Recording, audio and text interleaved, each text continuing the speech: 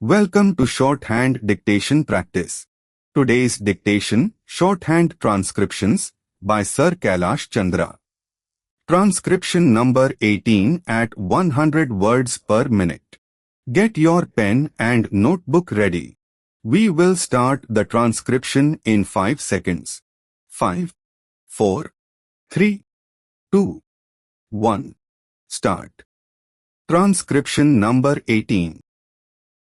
Mr. Vice Chairman, I wish the matter had not come up for discussion in this House in the form in which it has come, because we will be discussing, it appears, the same subject, more or less piecemeal, in connection with the other two bills as well. What was necessary for the government in this connection was to provide for a discussion on the report of the Finance Commission, the kind of thing that we have on such reports. And after hearing the views of the members here, they should have formulated a bill. Even if they had formulated the bill earlier, the bill should have been preceded by a discussion on the report.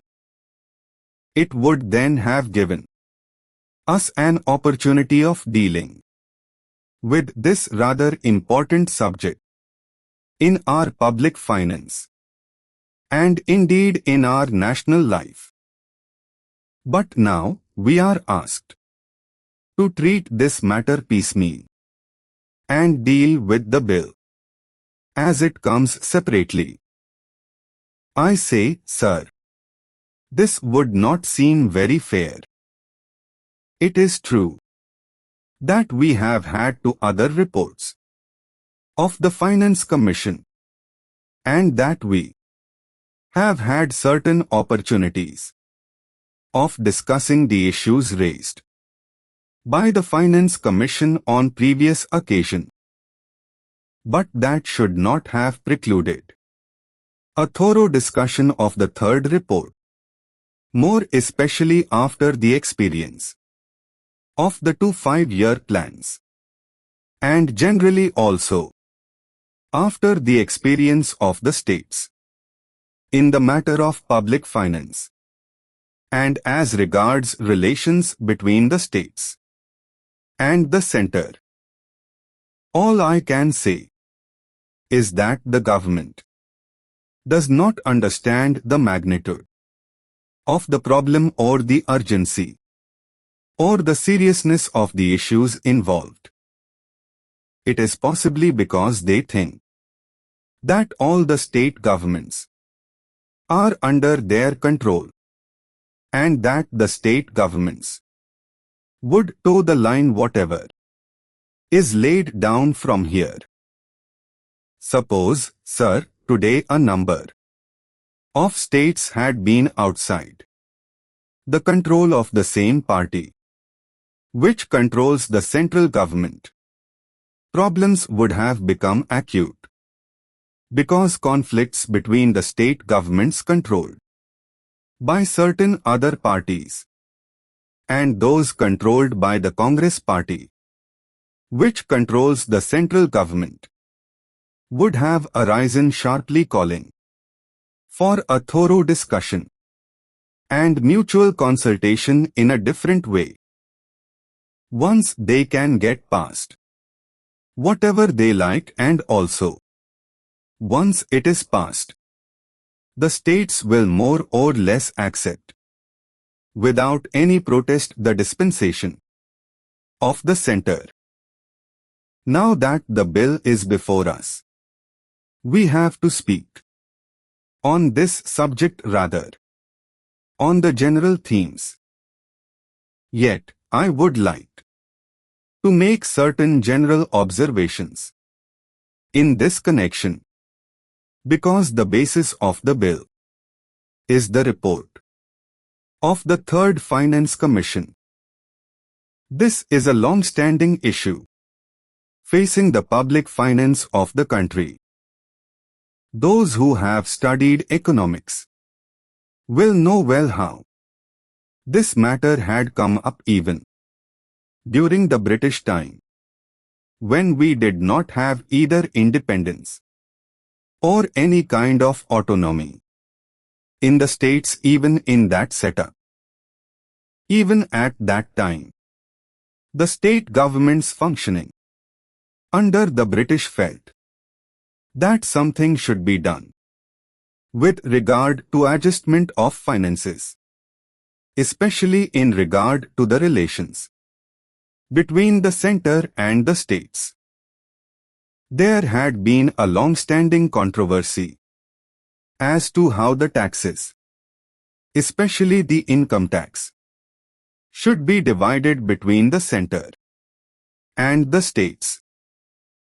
I do not deny the existence of the controversy, and this controversy is not easy to resolve.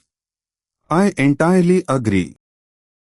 But I should have thought that the Third Finance Commission should have tried to face the problems before it, not more or less in a routine manner, but in the context of the new things, not only as they are today, but as they are going to shape in the coming future. We have got what is called a quasi-federal constitution. I do not say federal constitution, although the spirit is there, but a quasi-federal constitution, because most of the powers, many of the powers that should remain with the states are now in the hands of the central government. Therefore, in that way, is more unitary in character than federal.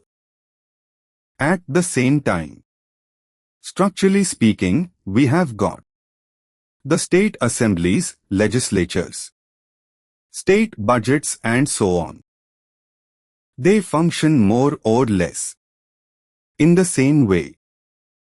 But if you go a little deeper into the affairs, it would immediately lead you to think that the states do not have any substantial real power, especially in the matter of finance. Perhaps at the time when the Constitution was framed, this aspect did not figure very much in the minds of the makers of the Constitution. We had just become free, and the concept of welding India into a solid nation was uppermost in the minds of those people who framed the Constitution, and all others as well. In that background, it was quite understandable that it should be the dominant thought as to how to put the different segments of our country into a whole, namely the Indian Union. Eminent, distinguished, of remarkable ability, very competent, expressly, categorically, very clearly or positively. National integration, unity of the country. Utility, usefulness. Integrity, unity, honesty. Allocate, earmark, allot money. All round, overall. Everywhere, typed as two words. Hyphenated when used as an adjective, e.g. all-round economic progress. This completes today's dictation. Practice well and see you in the next session.